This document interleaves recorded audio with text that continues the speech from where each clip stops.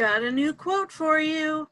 Today's message is, the best way to predict your future is to create it.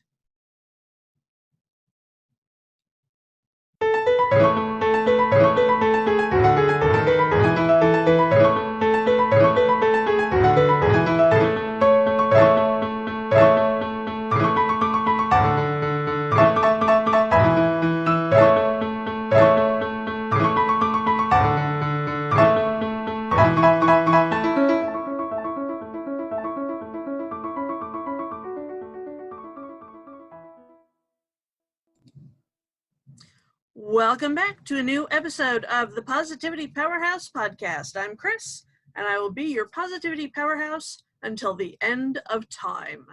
You can't get rid of me that easily. You're stuck with me. So make the most of it. Today's message from the wall is, the best way to predict your future is to invent it. Now, a really smart guy said this, so let me paint the picture. It's 1982, way back in the Wayback Machine, almost 40 years ago. Almost 40 freaking years ago, 1982. There was a conference about schools having computers in them. This is, think 40 years ago computers, like Commodore 64 era computers. Now, if you youngins don't know anything about computers back in those days, there were no laptops, there were no tablets. Even a regular desktop computer that we have today is slick and streamlined compared to these monstrously huge things they had back then. And the things you can do on a computer now, you couldn't even dream about doing back in 1982. You could type. You could maybe do a spreadsheet. You could code in BASIC to make a little rocket ship go from the bottom of your screen up to the top of your screen and vanish off the top of your screen. But most importantly, you could play Pong. Now, if you don't know what Pong is, it is one of the greatest video games ever invented. And you could play it on a computer in 1982. It was exciting. So way back in the Wayback Machine, there's this conference about computers in schools, and this periodical called Info World covered it. And that's where this quote came from. This guy named Alan Kay said it. He was a speaker at the conference. He was a former member of the Xerox PARC, the Palo Alto Research Center, which still remains a big freaking deal today. They do all kinds of research and development for computers and technology and, you know, all the high-level thinking stuff that you and I don't do about computers. I do the high-level thinking about mindset, motivation, mood, self-esteem, self-care, sanity. How do we meld it all together? How do we be better people than we are right now? How do we get better? How do we live better? How do we do better? How do we be better? They do all of that with technology, like way up here in the cloud somewhere. And at the time, Alan wasn't just a former member of Xerox PARC, he was the chief scientist at Atari. Now, children, if you don't know what Atari is, it was a video game system that existed before Nintendo. Now, I assume you've heard of Nintendo, because we've got Nintendo 2 or Nintendo something. It's before the Xbox and before the Wii and before the PlayStation, way back in the day, the Atari, where you had fun games like Space Invaders, where that little rocket ship, you were in the little rocket ship, and it moved back and forth across the screen so you could kill the bad guys who were coming down from the top of the screen. And the more bad guys you killed, the more bad guys there were, and the faster they came down. And you had to kill them all, or they would blow up your little rocket ship that was going back and forth across the bottom of the screen.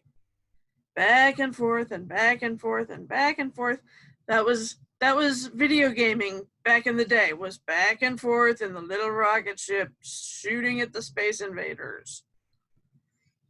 Yeah, but Alan Key said the best way to predict your future is to invent it. And since he's a really smart guy, we're going to listen to him, because we listen to really smart people around here. So how does it impact the triple M's? The mood, the mindset, and the motivation. The mood, of course, is going to be hopeful and optimistic, but it's also kind of, excuse me, it's also a little bit pessimistic, because the best way to predict my future is to create it? Oh God, now what am I gonna do? So that leads into the mindset where, on the one hand, you're totally upbeat and anything is possible and I can create my future. And then there's the oh shit layer that comes in with, oh, hell, I have to create my future? What do I even do with that information? Where do I start? How? Yeah. That kind of feeling going on. So 6 of one, half a dozen of the other, even odds. So when it comes down to the motivation, basically the good news is your future is in your hands. The bad news is your future is in your hands. Either way, your future is in your hands. So you may as well make the most out of it. I talked about this in a blog post that I wrote several years ago about how I was great. I had gone grocery shopping. I went grocery shopping and I had braces on both legs. I had a back brace on. I had wrist braces on. I had a TENS machine with the little lead wires going to both my shoulders. I had a cane in each hand that I put in the grocery cart so I could cling desperately to the grocery cart and pray I wasn't going to fall over. And I mean, I was a hot freaking mess. This older gentleman came up to me and said, "Miss, can I help you? Do you need some help? Let me get someone that works here to come and help you." Pardon me. Didn't know that was going off. So he was trying to get me some help. And I said, "Oh, no, sir, I'm doing great." And he looked at me like I'd lost my mind, like I had 2 heads or something. And what he didn't realize was that it wasn't a matter of being great physically, because objectively, I was obviously not great. I had all these braces on and all these wires and I was about to fall over and, obviously in a lot of pain. So from any objective measure, I was not great. However, I chose to be happy. I chose to be great because I looked at it this way. I could either have all this pain and all these braces and all these wires and be about to fall over and be miserable, or I could be in all this pain and have all these braces and have all these wires and be about to fall over and be happy. Either way, I had all the braces and all the wires and all the canes and about to fall over anyway. So I chose to be happy. I chose to be great. And that's what I had to try and make this little old man understand while trying not to fall over at the Harris Teeter. So this is kind of like that. The good news is your future is in your hands. The bad news is your future is in your hands. Either way, your future is in your hands. You can do whatever you want with it. You can decide that you want to be a novelist and you're going to write great novels.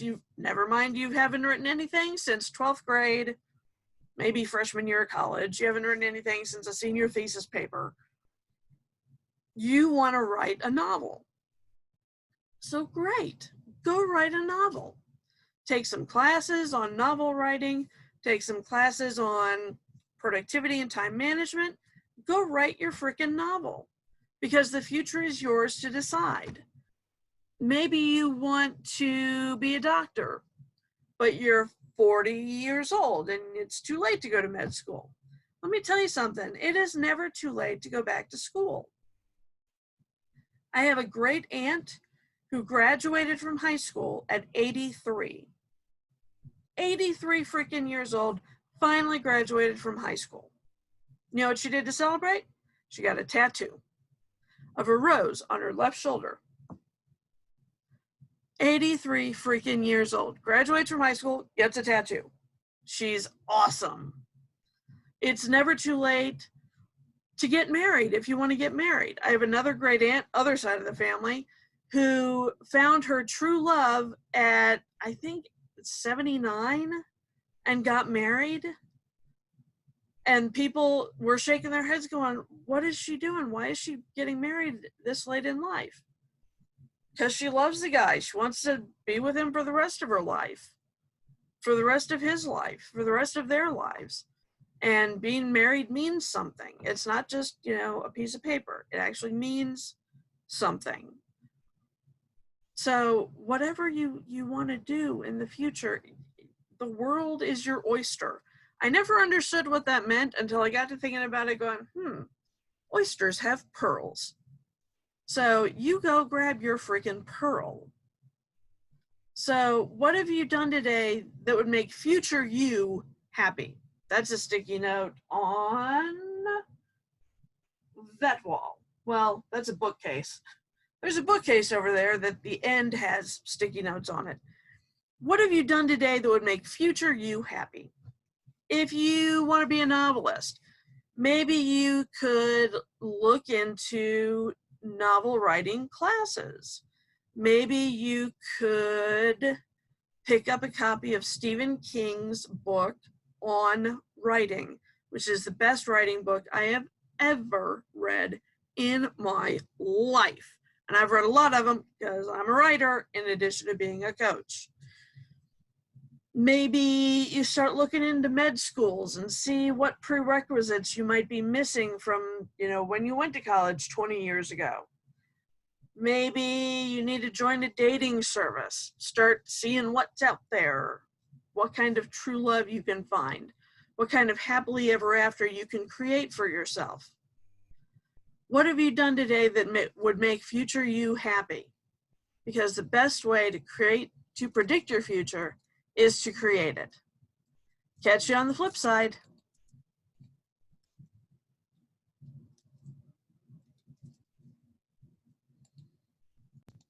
Want more great content? Head on over to positivitypowerhouse.com for 4 main reasons. You know me and my lists. First, you'll find more episodes of the Positivity Powerhouse podcast just waiting for you to devour, either with audio, video, or the transcript, depending on your preferences. Second, you can read the blog. I spend a lot of time writing these great blog posts and then hemming and hawing over whether anybody's ever reading them, so go read them, okay? Third, you'll find out all the great ways you can work with me as your mindset and motivation coach.